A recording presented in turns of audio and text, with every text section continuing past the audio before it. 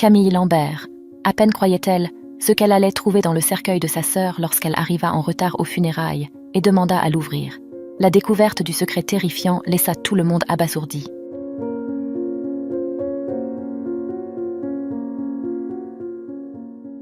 Par un jour sombre et pluvieux, Camille sortait de sa dernière séance de dédicace, encore vibrante du succès retentissant de son nouveau livre. Cependant, sa joie s'est rapidement évaporée avec une nouvelle choquante qui l'a frappée comme la foudre. La réalité que sa sœur Gabrielle était enterrée à ce moment-là, une révélation inattendue et cruelle, l'a laissée étourdie. Des larmes se mélangeaient à la pluie fine qui tombait, tandis qu'elle courait désespérément dans les rues mouillées, écho dans son esprit de mots d'incrédulité et de douleur. Non, non, elle ne peut pas être partie. La ville de Seattle, normalement vibrante, se transformait en un labyrinthe de tristesse et de désespoir pour Camille. Le trafic chaotique, aggravé par la pluie incessante, a créé un embouteillage interminable, ajoutant de l'angoisse à son retard pour les funérailles de sa sœur. Perdue dans un océan de souvenirs et d'émotions, elle se rappelait les moments heureux avec Gabrielle, les rires qui résonnaient en des temps plus joyeux, les secrets partagés en chuchotement, des souvenirs maintenant lointains, appartenant à une réalité qui semblait lui avoir été brutalement arrachée. Finalement, après une longue lutte contre le trafic, Camille atteignit le cimetière. Devant elle, un tableau de tristesse se déroulait. Des personnes vêtues de teintes de deuil, immobiles, les regards fixés sur la tombe où le cercueil de sa sœur reposait déjà. Les travailleurs commençaient à le couvrir de terre, marquant un adieu que Camille refusait d'admettre. L'atmosphère était de silence et de solitude, un coup qui déchirait son âme. Sa famille, grands-parents, parents, neveux, tous marqués par le deuil. Les petits-enfants de Gabrielle, innocents, ne comprenaient pas encore l'ampleur de la perte de leur mère. Et l'échange de regards rapides avec le veuf de Gabrielle causa un frisson à Camille, révélant quelque chose de caché, une inquiétude qui la tourmentait en un instant. Poussée par un instinct qu'elle-même ne savait pas avoir, Camille rompit le silence avec un cri « Ouvrez le cercueil maintenant !» En courant vers la tombe, elle provoqua un tumulte, essayant désespérément d'empêcher que la dernière pelletée de terre soit jetée sur le cercueil. Les personnes présentes, stupéfaites et confuses, assistaient à la scène. Camille restait obstinée, les yeux fixés sur le cercueil contenant le corps de sa sœur. Ses parents pensaient qu'il s'agissait de la difficulté à accepter la perte, mais la réalité de Camille était autre. Quand elles étaient enfants, Camille et Gabrielle partageaient une connexion exceptionnelle. Les deux sœurs avaient un lien profond, rempli d'amour et de compréhension mutuelle que seules elles pouvaient véritablement apprécier. En grandissant, chacune a nourri ses propres rêves ambitieux, se démarquant de manière unique. Camille, la plus intrépide des deux, était captivée par l'univers intrigant des crimes et des énigmes. Son plus grand désir était de devenir une romancière de polar, créant des histoires entrelaçant suspense et investigation. Avec détermination et talent, elle a atteint le succès dans cette voie, émergeant comme une auteure de thrillers policiers renommée avant même d'atteindre 30 ans. Ses œuvres, reconnues pour capturer avec maîtrise la tension et le mystère de chaque affaire, ont conquis un grand respect dans le milieu littéraire. Grâce au succès de ses livres, Camille voyageait à travers le monde, participant à des événements littéraires, accordant des interviews et promouvant ses histoires dans différents pays. Gabrielle avait choisi un chemin distinct, mais tout aussi altruiste dans sa vie. Elle était devenue psychologue, se distinguant par son intelligence perspicace et un cœur toujours ouvert pour aider les autres. Elle s'était mariée à Jonathan, un ingénieur dévoué, travaillant dans une grande entreprise de technologie. Ensemble, ils avaient construit une vie confortable, enrichie par la joie d'avoir 2 enfants charmants. Gabrielle était passionnée par sa profession, et cette passion était visible dans son engagement à aider chaque personne qui cherchait son soutien, toujours avec des mots sages et une écoute attentive. Cependant, son mariage de 9 ans avec Jonathan traversait une période turbulente. Les fissures dans la relation commençaient à devenir indéniables, malgré les efforts des deux pour maintenir la stabilité, pensant au bien-être des enfants. Gabrielle, qui avait toujours trouvé en Camille non seulement une sœur, mais aussi une confidente loyale, commença à partager plus profondément ses inquiétudes et ses peurs, cherchant réconfort et compréhension auprès de sa sœur, qu'elle admirait tant pour sa force et sa détermination. Les dialogues étaient longs, s'étendant souvent jusqu'à tard dans la nuit, moment où Gabrielle, la psychologue, s'ouvrait à la recherche de conseils et de soutien. Elle se tournait vers la seule personne en qui elle avait une confiance totale, malgré le fait que, de par sa profession, c'était elle qui offrait normalement un tel soutien aux autres. Camille, bien qu'étant souvent éloignée en raison des exigences de son travail, ne manquait jamais d'être aux côtés de Gabriel. Que ce soit par message texte, appel téléphonique ou visite personnelle, dès que possible, elle était là, offrant une épaule sur laquelle pleurer et une écoute attentive. Sa sœur n'était pas seulement un membre de la famille, mais une partie intégrante de sa propre identité.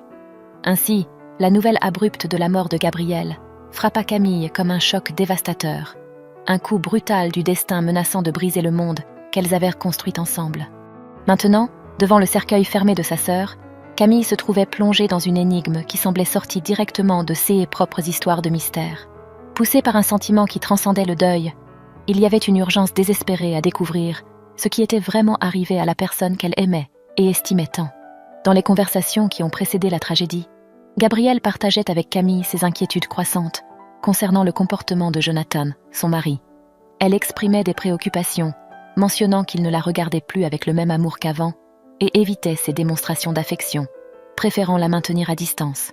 Camille, cherchant à être un pilier de soutien et de sagesse, suggérait que cela pourrait simplement être le reflet du stress au travail.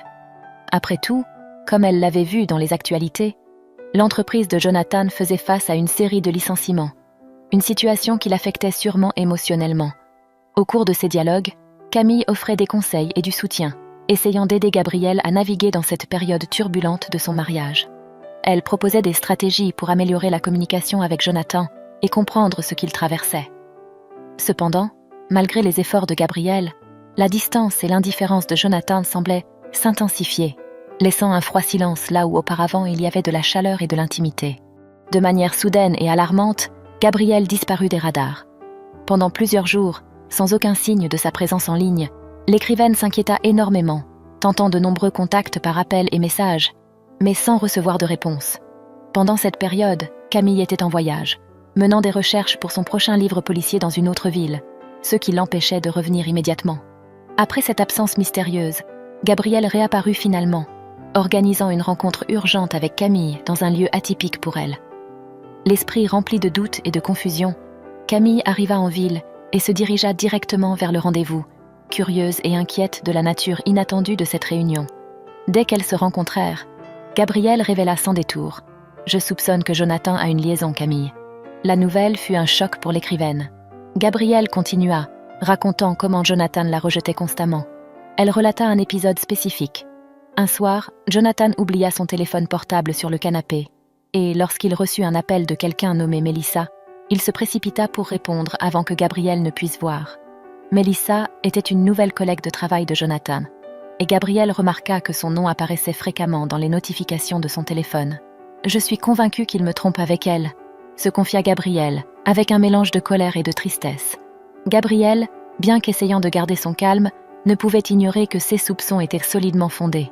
Elle détailla comment Jonathan avait l'habitude de se retirer sur le balcon le soir pour envoyer des messages et rentrer souvent tard à la maison, des comportements qui ne faisaient qu'alimenter ses inquiétudes. L'émoi émotionnel de Gabriel était évident. L'indignation face à la possibilité d'une trahison était palpable. Entre-temps, Camille, sous la pression de l'éditeur pour terminer son nouveau livre, dut prolonger son voyage, mais garda un contact constant avec sa sœur, étant donné sa préoccupation pour la situation délicate dans laquelle Gabriel se trouvait. Quand enfin les sœurs se retrouvèrent, l'expression de Gabriel était le portrait vivant du désespoir et de la colère. Elle raconta que Jonathan avait vigoureusement nié l'infidélité, affirmant qu'il ne la trahirait jamais. Cependant, lorsque Gabriel évoqua la possibilité d'un divorce, il se montra inflexible, révélant un côté agressif et contrôlant, évident dans la tension affichée sur son visage, en racontant les faits à Camille.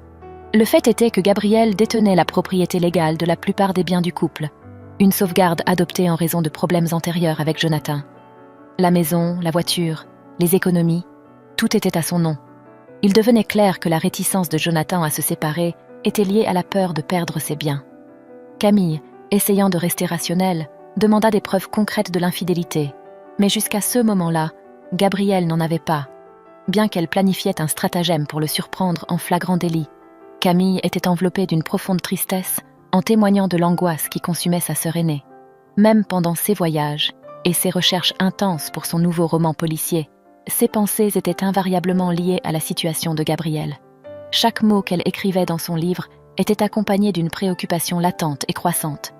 Elle s'efforçait de se concentrer sur son travail, mais son esprit et son cœur étaient partiellement absents, dominés par un sentiment persistant d'inquiétude qui l'accompagnait tout au long du voyage. C'était un pressentiment troublant, presque comme si elle pouvait sentir quelque chose d'anormal à distance. Après une journée particulièrement épuisante, sous pression de l'éditeur, Camille décida de se reposer un peu à l'hôtel où elle était logée. C'est alors qu'elle remarqua un message non lu sur son téléphone portable. C'était un message laissé par Gabriel, mais il y avait quelque chose de particulier. L'enregistrement ne contenait que des bruits confus, des sons qui semblaient indiquer une course et de l'agitation. Ce qui alarma immédiatement l'écrivaine, éveillant un mauvais pressentiment. Elle tenta de rappeler sa sœur, mais sans succès, les appels ne passèrent pas. Pendant 2 jours entiers, Camille persista à essayer d'établir le contact, mais sans aucune réponse. L'inquiétude pour Gabriel l'empêchait de se concentrer sur la finition de son livre, consumé par l'incertitude et l'anxiété quant à la raison du silence de sa sœur. Avec le cœur serré par l'inquiétude, Camille décida d'appeler ses parents. Quand sa mère répondit, les mots qui suivirent brisèrent le monde de Camille. « Ma fille, ta sœur ?» La voix de sa mère tremblait, interrompue par des larmes. « Gabrielle nous a quittés, elle est partie. » Les mots frappèrent Camille comme une tempête dévastatrice. Les pleurs étouffés de son père en arrière-plan, unis à ceux de sa mère, formaient un chœur de deuil et de tristesse. Un son qu'elle n'aurait jamais imaginé devoir entendre. Son père, luttant contre l'émotion, prit le téléphone et raconta l'histoire tragique. Gabrielle avait été victime d'un cambriolage brutal dans sa propre maison. Durant l'attaque, les voleurs l'avaient frappée avec un bâton dans le dos, la laissant incapable de bouger et inconsciente sur le sol. Gabrielle, qui souffrait d'une condition chronique de diabète, n'avait pas pu prendre ses médicaments à temps à cause de son inconscience. Cette situation a déclenché un effondrement soudain, aboutissant à une crise diabétique sévère qui, malheureusement, a conduit à sa mort prématurée. Camille écoutait, paralysée, tandis qu'une vague d'incrédulité et de désespoir l'envahissait complètement. Camille ouvrit rapidement son ordinateur portable, recherchant anxieusement des vols de retour vers sa ville natale. La seule option disponible était un volume de nuit le jour même. Malheureusement, un imprévu est survenu avec l'avion, retardant son départ au lendemain. Quand elle arriva enfin, elle fut confrontée à un trafic intense en entrant dans l'Uber, ce qui a entraîné la perte de la veillée funèbre de sa sœur, qui avait déjà eu lieu des heures auparavant. Dominée par l'urgence de ne pas manquer également l'enterrement, Camille prit une décision précipitée. Elle descendit de la voiture et commença à courir désespérément dans les rues et les avenues, en direction du cimetière. Elle arriva complètement essoufflée, mais à temps pour dire adieu à Gabriel. Cependant, il y avait encore un élément surprenant dans cette histoire. Pendant qu'elle était coincée dans le trafic, Camille découvrit, en vérifiant son téléphone, un nouveau message vocal laissé par Gabriel. Ce détail ajoutait une couche de mystère à son 6e sens, la sensation presque tangible que, d'une manière ou d'une autre, Gabriel était encore en vie. La découverte de ce message, encore non écouté, promettait d'apporter des révélations choquantes sur la situation énigmatique impliquant sa sœur. Le message vocal contenait des bruits confus, similaires à ceux du message précédent, mais avec un détail crucial, des voix. Camille reconnut la voix de Jonathan et d'une femme, identifiée par lui comme Melissa, la même personne dont Gabriel avait exprimé des soupçons. La conversation entre les deux semblait précipitée et chargée de peur, comme s'ils étaient impliqués dans quelque chose d'illicite. Et, en effet, ils l'étaient. Une phrase spécifique de l'enregistrement attira l'attention de Camille. « Vite, Melissa, finissons d'injecter ça avant qu'elle ne se réveille », dit Jonathan à haute voix, sans réaliser que le téléphone de Gabriel dans sa poche enregistrait tout.